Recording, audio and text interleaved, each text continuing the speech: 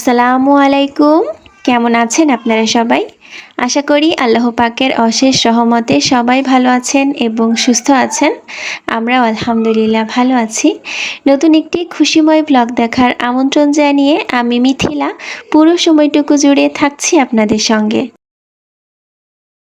বেশ লম্বা একটা গ্যাপ পড়ে গিয়েছে আপনাদের সাথে আমার। আগের মতো আর গল্প করতে আসি না, কোনো কথাও হয় না, নিজের কোনো লাইফ আপডেটও শেয়ার করি না। আসলে হয়েছে কি, গ্রাফিক্স ডিজাইনার হতে গিয়ে ইউটিউবার হওয়ার যে জার্নিটা ছিল ওটা থেকে বেশ পিছিয়ে এসেছি। তবে আসলে কি বলে, দুইটা কাজ একসাথে করতে গেলে দেখা যায় একটা একটু ঢিল হয়ে যায়, অন্যটা একটু ভালো করে করা হয়।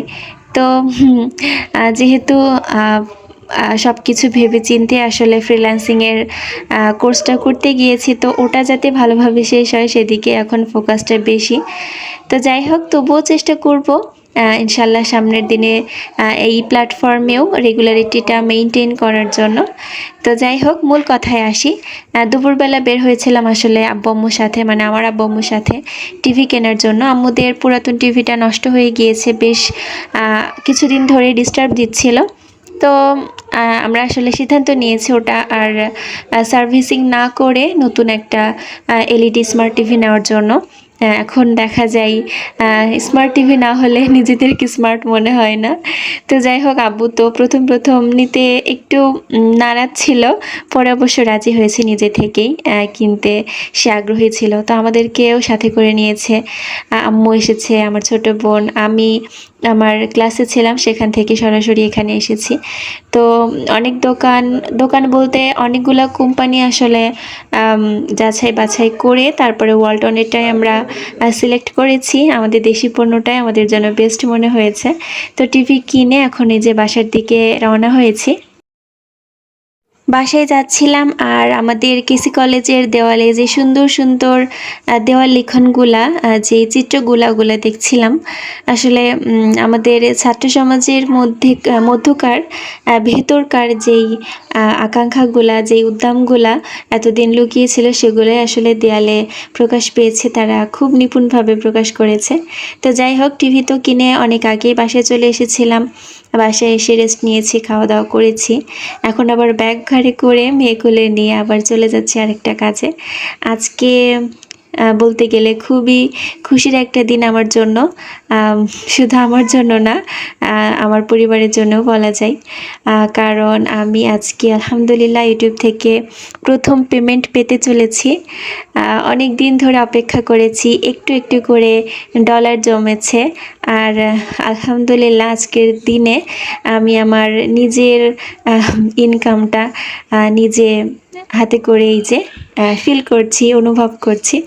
তো প্রথমে যখন ইউটিউব চ্যানেলটা খুলেছিলাম, কখনো আশাই করিনি যে আমিও একদিন ইউটিউব থেকে পেমেন্ট পাবো, ইনকাম করতে পারবো। এটা আসলে আমার কল্পনার বাইরে ছিল।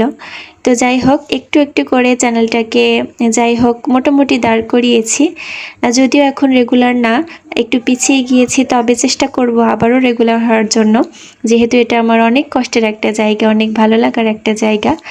তো পেমেন্ট পেয়ে সবার আগে চলে এসেছি মার্কেটে, কারণ জীবনের প্রথম ইনকাম। পরিবারের সবাইকে যতটুকু যা পারি একটু একটু কিছু কিনে দিব না, সেটা তো হয় না। এই যে সবার জন্যই টুকটাক শপিং করেছি। এটা যে কি ভালো লাগা, এটা এভাবে বলে প্রকাশ করা সম্ভব না, এটা অনুভবের বিষয়। তো যাই হোক, ছোট বোনের জন্য ব্যাগ কিনতে এসেছি। ওকে জিজ্ঞেস করছিলাম তুই কি নিবি, তো ও বললো আমাকে একটা ব্যাগ কিনে দিস। তো কিভাবে যে নিজের অনুভূতিটা প্রকাশ করব আমি জানি না। এত ভালো লাগা কাজ করছিল, যেটা বলে বোঝানো সম্ভব না।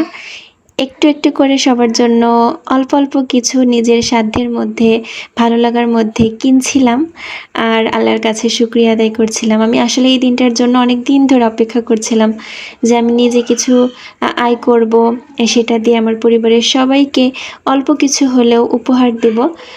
এটা আমার একটা স্বপ্ন ছিল। আলহামদুলিল্লাহ আল্লাহ আমার সেই আশাটা পূরণ করেছে। ইউটিউব থেকে প্রথম পেমেন্ট পেয়েছি, অন্যরকম একটা ভালো লাগা কাজ করছে। আমার আব্বু আম্মু আর ছোট বোনের জন্য যেগুলা কিনেছি সেগুলো আম্মুর কাছে দিয়ে দিয়েছি। কালকে ও বাসায় গিয়ে তারপরে ওদের অনুভূতিটা দেখব। আর বাসায় এসে শ্বশুরকে, শাশুড়িকে, নিজের হাজবেন্ডকে তাদের উপহারটা দিলাম। তো বৌমার কাছ থেকে উপহার পেয়ে তারা তো অনেক বেশি খুশি, সেই সাথে আমিও খুশি। আজকে একটা জিনিস উপলব্ধি করলাম, সেটা হচ্ছে কারো কাছ থেকে কিছু নেওয়ার চেয়ে কাউকে কিছু দিতে পারা, আর সেটা নিজের ইনকামের টাকা দিয়ে, এটা কিন্তু অনেক বেশি আনন্দের। আজকে সেটা উপলব্ধি করতে পারলাম। তো সবাই খুশি, আমিও খুশি। সেই খুশি নিয়ে আপনাদের মাঝ থেকেও বিদায় নিচ্ছি। আল্লাহ হাফেজ।